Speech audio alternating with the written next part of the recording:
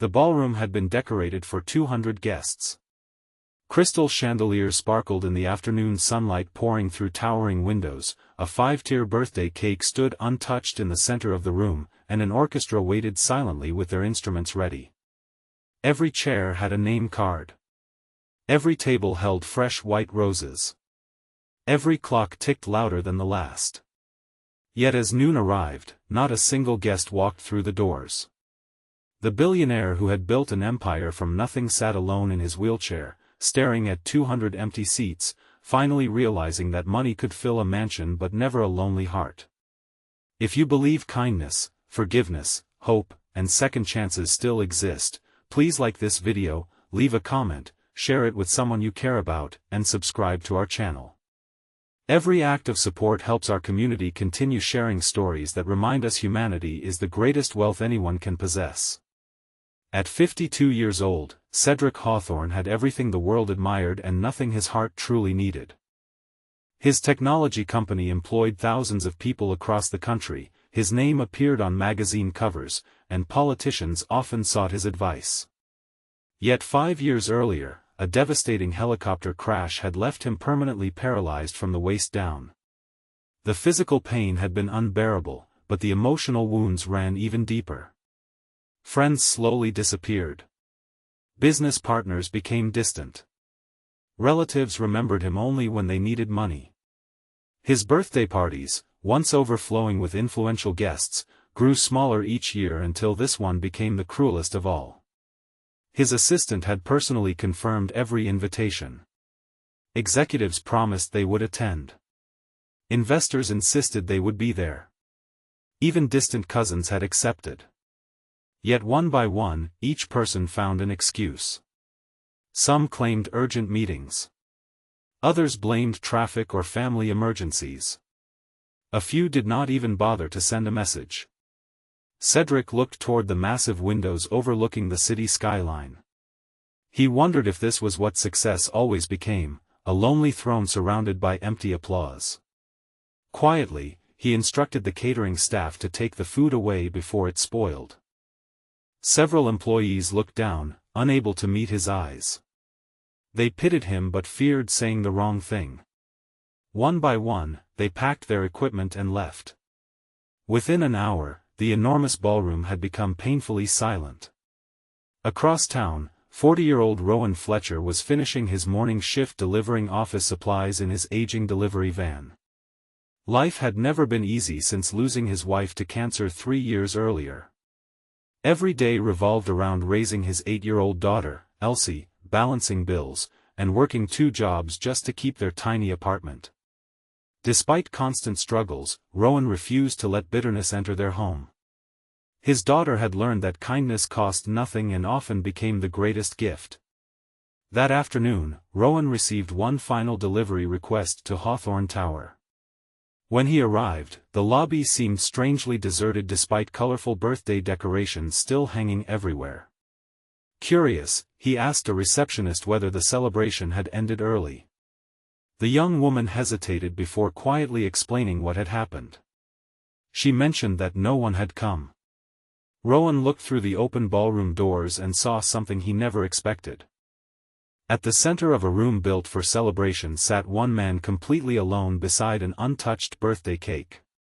Without thinking about schedules or deadlines, Rowan carried the delivery upstairs himself. Elsie, who had accompanied her father because school was closed for a teacher conference, held his hand as they entered the ballroom. Cedric barely looked up. He assumed another employee had arrived to clean away the decorations. Instead, a cheerful little voice filled the silent room. Elsie smiled warmly and wished the lonely stranger a happy birthday with the innocent excitement only children possess. For the first time that afternoon, Cedric smiled. It was small. Almost forgotten. But it was real. Rowan apologized for interrupting and explained they had simply come to complete the delivery. Before leaving, Elsie glanced at the untouched cake and asked whether birthdays were supposed to be celebrated alone. The question struck Cedric harder than any business failure ever had. Rowan noticed the pain hidden behind the billionaire's calm expression. Rather than pretending nothing was wrong, he asked if they could stay for a few minutes. Those few minutes changed every life in the room. The orchestra members, who had remained nearby hoping someone might still arrive, quietly returned to their seats. One baker relit the birthday candles.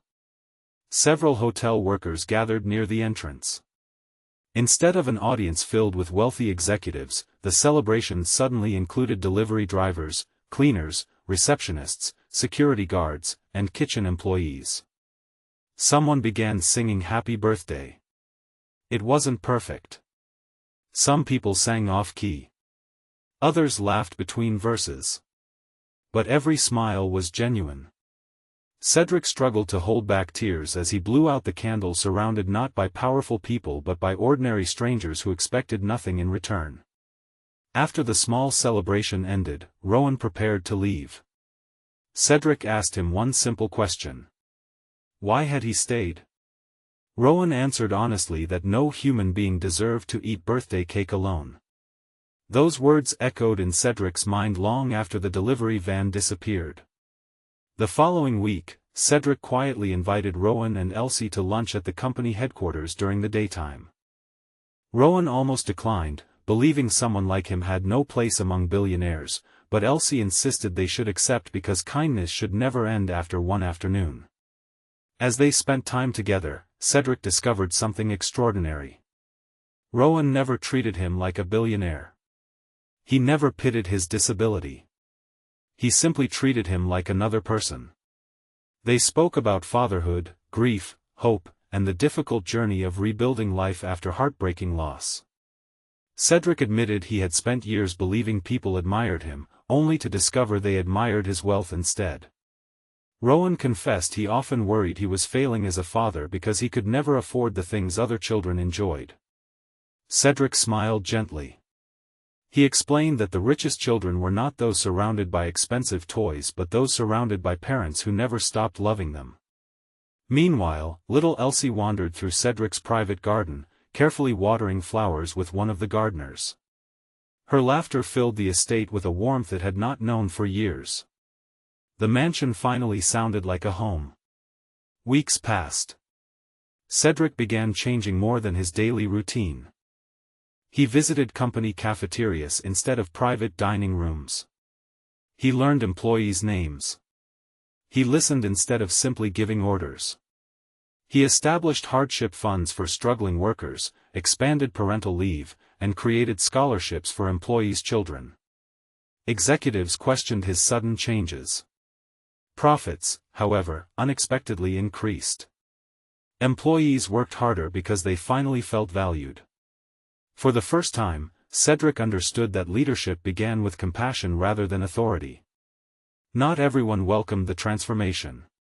Several senior executives who had benefited from Cedric's isolation feared losing their influence. They secretly spread rumors that Rowan had manipulated the billionaire to gain financial advantages. The gossip reached Rowan quickly. Rather than defending himself publicly, he quietly stopped visiting the mansion. He refused to become the reason Cedric faced criticism. When Cedric realized why Rowan had disappeared, he drove to the modest apartment where Rowan and Elsie lived.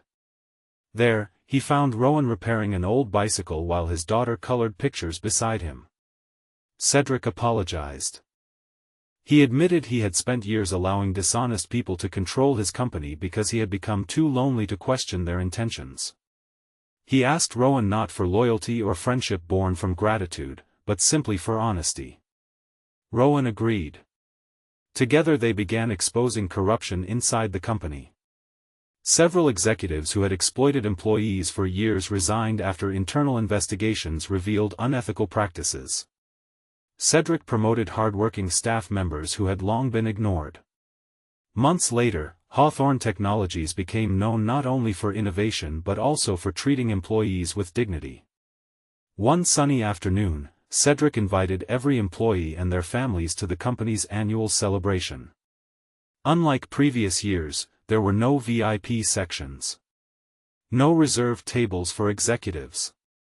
Everyone shared the same space. Children laughed across the gardens while families enjoyed picnics together. As Cedric looked around, he realized something remarkable. The celebration no longer revolved around him. It revolved around people. Near the end of the afternoon, Elsie surprised Cedric with a handmade birthday card she had secretly kept since the day they first met. Inside, she had written that families were not always born together. Sometimes they simply found each other when someone chose kindness instead of walking away. Cedric could no longer hold back his tears. For years he had searched for loyalty among powerful people. Instead, he found it in a delivery driver and a little girl with a generous heart. Soon afterward, Cedric created the Hawthorne Family Foundation, dedicated to helping widowed parents, disabled workers, and children facing financial hardship. Rowan accepted a leadership role, not because he wanted wealth, but because he believed no family should feel forgotten. Their friendship became the greatest investment either man had ever made. The lonely billionaire who once celebrated his birthday before 200 empty chairs never again spent another birthday alone.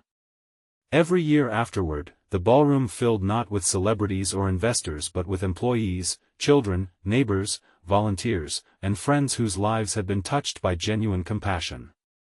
The room was louder than ever before. Not because of applause, but because of laughter. Before this story ends, please leave a meaningful comment telling us this: what do you believe matters more in life, success or the people who choose to stand beside you when success disappears? If this story touched your heart, please like this video, leave a meaningful comment, share it with someone who needs hope today, and subscribe to our channel so you never miss another emotional journey. Because sometimes the greatest birthday gift isn't wrapped in expensive paper or purchased with millions of dollars. Sometimes it arrives in the form of an ordinary stranger who simply refuses to let another human being feel forgotten. And in that single act of kindness, two broken lives can become one beautiful family.